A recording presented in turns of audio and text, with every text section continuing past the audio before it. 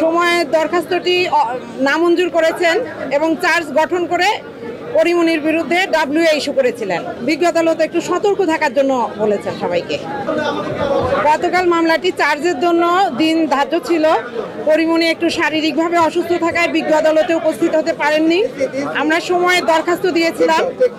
যেহেতু বিজ্ঞ আদালত সময়ের দরখাস্তটি নামঞ্জুর করেছেন এবং চার্জ গঠন করে পরিমনির বিরুদ্ধে ডাব্লিউএ ইস্যু করেছিলেন, আমরা আজ বিজ্ঞ আদালতে আত্মসমর্পণপূর্বক জামিনের প্রার্থনা করেছিলাম।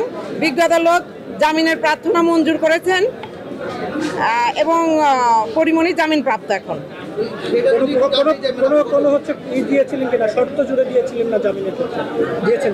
না, বিজ্ঞ আদালত কোনো শর্ত দেয়নি। 1000 টাকার বন্ডে জামিন মঞ্জুর হয়েছে। একটা বিষয় পরিষ্কার হতে চাই, সেটা হচ্ছে যে আমরা দেখলাম যে গণমাধ্যমে কথা বলা নিয়ে আদালতে বেশ কিছু প্রশ্ন করেছেন, কি বলেছেন একটু যদি আমাদেরকে বলতে।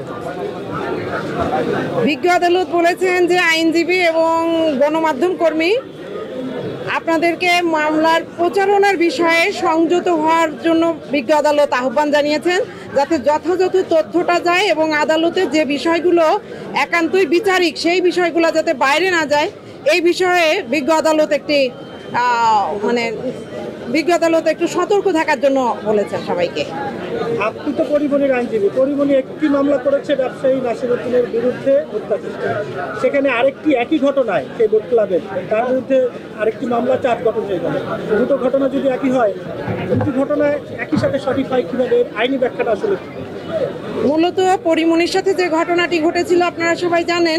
পরিমনি বাদী হয়ে বোট ক্লাবের বিষয়ে সাভার থানায় একটি মামলা করে, যে মামলাটি এখন বিচারিক আদালতে আছে। অলরেডি সে সেই মামলায় জবানবন্দি দিয়েছে। একই বিষয় নিয়ে 1 বছর পর আজকের যে বাদী, যে মামলার বাদী, সে 1 বছর পরে এই মামলাটি দায়ের করে বিজ্ঞ আদালতে এসে, এবং আরও 1 বছর পর 2022 সালে মামলা দায়ের করে। 2023 সালে মামলার প্রতিবেদন আসে। আমরা মামলার বিষয়ে ডিসচার্জের একটা দরখাস্ত দিয়েছিলাম। বিজ্ঞ আদালত আমাদের সময়ের দরখাস্ত নামঞ্জুর করে চার্জ ফ্রেম করেছেন বিধায় আমরা বিজ্ঞ আদালতে ডিসচার্জের দরখাস্তটি শুনানি করতে পারিনি। তবে আমরা মনে করি যে এই বিষয়ে আরেকটি মামলা চলমান থাকা সঠিক হয়নি বলে আমরা আইনজীবীরা মনে করেছি বলেই দরখাস্ত দিয়েছিলাম। তো যাই হোক, আমরা ট্রায়াল ফেস করব।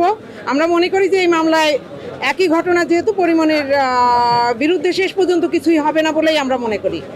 যে কথা বলছিলেন, আইনে তো উচ্চ আদালতে যাওয়ার সুযোগ রয়েছে, যেহেতু আপনারা প্রথমে একই ঘটনায় মামলা করেছেন, সেক্ষেত্রে এই মামলায় যে অভিযোগ বা চার্জ গঠন হয়েছে সেখানে আপনারা উচ্চ আদালতে যাবেন কিনা? হ্যাঁ, আমরা অবশ্যই, যেহেতু এই আদালতে আমরা শুনানি করতে পারিনি, আমরা উচ্চ আদালতে যাওয়ার সার্বিক প্রস্তুতি নিব।